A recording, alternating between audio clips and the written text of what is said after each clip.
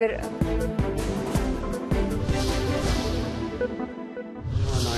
Construction companies बने, engineers नई छोटी छोटी कंपनीज बनाएं और उधर से फिर डेवलप हो, एंटरप्रेन्योरशिप डेवलप हो। और ये वो एक सेक्टर है जिससे 40 इंडस्ट्रीज डायरेक्टली हाउसिंग से रिलेटेड है।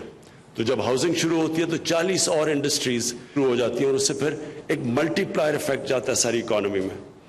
और हमारा जो असल मकसद है इसके कि एक निचले तबके के लिए अफोर्डेबल हाउसिंग जब शुरू होगी तो पहले तो सबसे बड़ा अल्लाह का काम होगा कि वो लोग जो अफोर्ड ही नहीं कर सकते हाउसेस अपने घर बनाने के लिए, क्योंकि यहाँ कोई कॉन्सेप्ट ही नहीं है कि एक आम आदमी कर्जा ले सके, तो उसके पास कभी भी उतना पैसा नहीं आता कि वो अपना घर बना ले।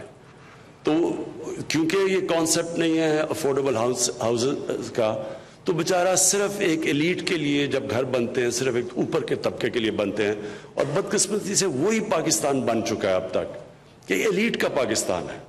इसके अंदर कोई भी आप उठा लें, तालीम उठा लें, प्राइवेट हॉस्पिटल्स देख लें, इंग्लिश मीडियम स्कूल्स देख लें, यूनिवर्सिटी एजुकेशन देख लें, जो एक्सेस सब्सिडीज देहात में दी जाती हैं वो सारे बड़े किसानों के पास चली जाती हैं। सब कुछ ताकतवर एक छोटे से तबके का है और इसकी वजह से पाकिस्तान पीछे रह गया दुनिया में, क्योंकि कोई भी माशरा तरक्की नहीं कर सकता सिर्फ एक एलीट ऊपर जाती जाए और नीचे गरीबों का समुंदर बनता जाए। तो ये अफोर्डेबल हाउसिंग असल में है निचले तबके के लिए, उनको एक घरों के लिए, जिसमें सबसे निचले तबके के लिए इंशाल्लाह ये जो हमारी प्लान है, ये जो हमने 5 अरब रुपया उनके लिए दिया है इंटरेस्ट फ्री लोन्स पे, वो निचले तबके के लिए। और हम NGOs लेके आ रहे हैं जो माइक्रो फाइनेंस में उनको इनकी मदद करेंगे। लेकिन उसके बाद भी जो भी हम जो जिधर बनाएंगे भी, जिधर ज़्यादा महंगे भी होंगे, ज़ैक हमने बड़ी अच्छी बात की कि हम फिर कि जितने भी वो एक गरीब अफोर्ड कर सकता है वो कहेगा मैं सिर्फ इतनी किस्तें दे सकता हूँ, फिर हम स्पॉन्सर करवाएंगे बाकियों की किस्तें। और मैं क्योंकि सबसे ज़्यादा पैसा इकट्ठा किया पाकिस्तान में, इकट्ठा कर रहा हूँ पाकिस्तान में, और तो मैं सबसे ज़्यादा जानता हूँ कि ये लोग, हमारे लोग, टैक्स हम नहीं देते लेकिन चैरिटी में हम सबसे ऊपर हैं। और टैक्स इसलिए नहीं देते क्योंकि हम गवर्नमेंट को ट्रस्ट नहीं करते। तो जब एक दफ़ा ट्रस्ट आ गया लोगों को, और ये हम सारा ऑनलाइन ये सारी हम बताएंगे लोगों को, इंफॉर्मेशन देंगे कि ये गरीबों के लिए घर हैं, ये आदमी इतनी किस्तें दे सकता है, इतनी नहीं दे सकता, लोग स्पॉन्सर करेंगे इनको। और ये इंशाल्लाह सबसे इम्पोर्टेंट चीज़ के निचले तबके के लोगों को घर मिलेंगे। फिर कच्ची आबादियाँ, अब आप देखें कि इस्लामाबाद के अंदर कौन सा गरीब आदमी अफोर्ड कर सकता है घर, किसके जितनी महंगी ज़मीन है, कितना बेचारे लोग आते हैं काम करने के लिए, काम करके लिए, उसके बाद वो किधर जाएं तो वो कच्ची आबादियाँ डेवलप हो गई हैं। और कच्ची आबादियों का अभी तक कोई प्लान नहीं बना कि क्या करना है वहाँ। ना उनके पास फैसिलिटीज़, ना उनके पास मालकाना हुकूक है, ना उनके पास अम्यूनिटीज़ हैं, सीवरेज सिस्टम वहाँ नहीं है, गंदगी वहाँ पड़ रही है। लेकिन क्योंकि उन इर्द गिर्द दीवार बना दी है, टिपिकली एलीट इस तरह डील करता है इन चीज़ों से कि उसके इर्द गिर्द दीवार बना दी ताकि वो नज़र ना आए, और वो जैसे कि वो एग्जिस्ट नहीं करते। तो हमने पूरा प्लान लेके आ रहे हैं अपने हाउसिंग के अंदर कि कच्ची आबादियों को हमने रेगुलराइज कैसे करना है। और ये मॉडल जो कि हिंदुस्तान में भी हुआ है, तुर्की में हुआ है, इनके मॉडल अडॉप्ट करके तो इनको कैसे हमने इनको घर बना के देने हैं, फ्लैट्स बना के देने हैं, और साथ साथ उनके साथ फिर कमर्शियल सेंटर्स बना देंगे। तो गवर्नमेंट को कोई कॉस्ट नहीं पड़ेगा, डेवलपर्स आएंगे और वो बना भी देंगे और उनको फिर आधी ज़मीन पे वो कमर्शियल सेटअप कर देंगे। और इसके कच्ची आबादियों के लिए भी अब हमने फैसला किया पाकिस्तान में कि हमने पूरा लोगों को वर्टिकल जाने देना है। जितना भी ऊपर कोई बनाना चाहे, टावर्स बनाना चाहे बनाएं, क्योंकि यहाँ सारे हमारी इतना ज़्यादा पाकिस्तान की फूड सिक्योरिटी को थ्रेट है, हाउसिंग सोसाइटी से फैलते जा रहे हैं शहर, ना उनको हम अम्यूनिटीज़ दे सकते हैं, स्प्रेड कर रहे हैं। और फिर जो एरेबल लैंड है, जो जिससे आगे हमारी मुस्तकबिल में फूड सिक्योरिटी है, वो सारा अब्जॉर्ब होता जा रहा है अर्बन सेंटर्स में, और फिर अनप्लान्ड बनते जा रहे हैं। اس لیے اب ہم نے اوپر جانے کے لیے سول ایویشن سے بات کر لی ہے. صرف جو ایریاز افیکٹ ہوتے ہیں ایئرپورٹس کے ارد گرد، اس کے علاوہ ہم اجازت دیں گے کمرشلی جتنے بھی اوپر لے جا سکیں لے کے جائیں، جس طرح کہ دبئی میں ہے، جس طرح کے باقی ملک میں. اور خاص طور پہ جو سنگاپور ماڈل ہے، سنگاپور کا بہترین یوٹیلائزیشن ہے کیونکہ زمین کی کمی ہے وہاں، انہوں نے زبردست کیا. تو یہ ابھی ہماری ٹاسک فورس سنگاپور سے پورا ان سے ان کے ایکسپیرئنس سے سیکھے گی. پھر ہم نے ایک کوشش کی ہے لینڈ بینک بنانے کے لیے. اب اتنی زیادہ زمین ہے سرکاری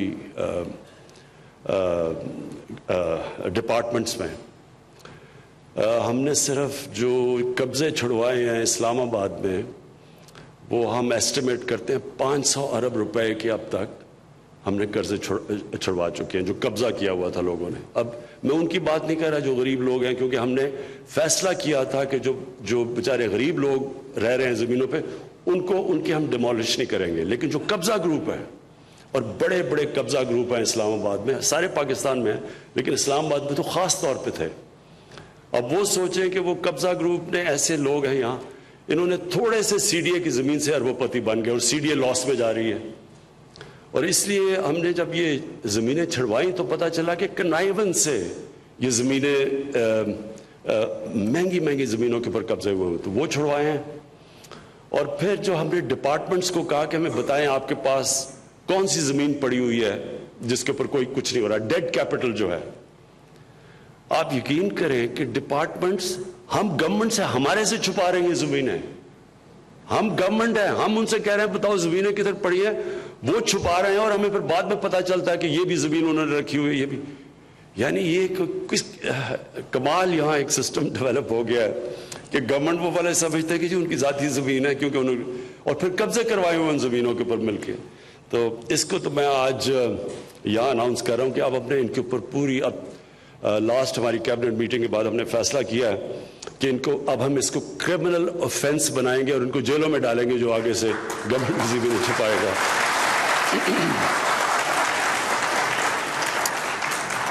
جو زیگم نے بات کی کہ ہماری جو کانسنٹریشن ہے پہلے تو افورڈیبل ہاؤسنگ ہے، باقی بھی ہاؤسنگ ڈفرینٹ ٹائپس کے ایریاز جو ہماری گورنمنٹ کی زمین ہے ان کے اندر ہم کمرشل بھی بنوائیں گے. اس کمرشل کا جو پروفٹس ہے اس سے پھر جو افورڈیبل ہاؤسنگ کو سبسیڈائز بھی کریں گے. اور پھر ان علاقوں میں بھی ہاؤسنگ لے کے جائیں گے جس طرح فاٹا ہے قبائلی علاقہ، وہاں جو جنگ کی وجہ سے جو تباہی مچی ہے اور وہاں بہت برے حالات ہیں لوگوں کے. تو یہ جو ہماری پہلی کوشش ہے کہ یہ جو افورڈیبل ہاؤسنگ ہے مائکرو فائنانس کے ذریعے وہاں ان کو موقع دیں گے قبائلی علاقے میں بھی وہ کہ اپنے گھر کنسٹرکٹ کر سکیں. جو ورلڈ بینک کی مدد ہمیں چاہیے ہوگی کیونکہ یہ اس میں رکاوٹیں کئی جگہ پہ اب ہیں. یہ پھر سے میں ریپیٹ کرتا ہوں یہ آسان نہیں ہے. جب آپ پہلی دفعہ اتنا بڑا کرنے جا رہے ہیں تو اس میں بڑے پرابلمز آئیں گے. لیکن ہم نے اس لیے یہ سارا جو ٹاسک فورس ہے وہ میرے نیچے ہے اور میں بیٹھ کے تو میرا کام یہ ہے کہ فیسیلیٹیٹ کریں پرائیویٹ سیکٹر کو. گورنمنٹ نے یہ بنانے نہیں ہیں، گورنمنٹ نے صرف فیسیلیٹیٹ کرنا ہے. ہم نے صرف آسانی پیدا کرنی ہے کہ پرائیویٹ سیکٹر آ کے اس میں پوری طرح شرکت کرے.